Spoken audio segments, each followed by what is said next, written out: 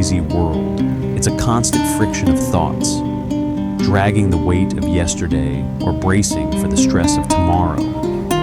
They tell you to find stillness, to sit in a quiet room and just be. But some of us aren't built for quiet rooms. For me, the meditation starts here, in the ritual of the setup.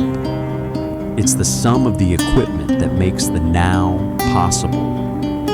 It's that jacket that feels like a second skin, breaking the wind without fighting you.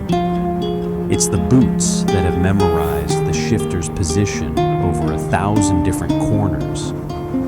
Even the phone mount on the triple tree, it's not a distraction, it's part of the cockpit.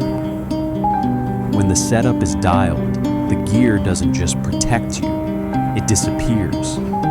This is the redirection of thought. When you're leaning into a curve on a machine that demands your absolute focus, the real world starts to thin out. There's no past to regret and no future to fear.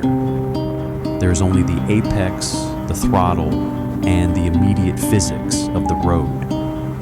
There is a point right at 9,000 revolutions per minute where the machine stops being a machine and starts being an extension of your own body. The vibration hits a frequency that cancels out the noise in your head.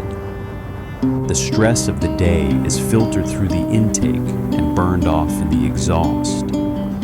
At 9,000 revolutions per minute, you aren't riding anymore. You're just a point of consciousness moving through time, weightless, present, and finally, at peace.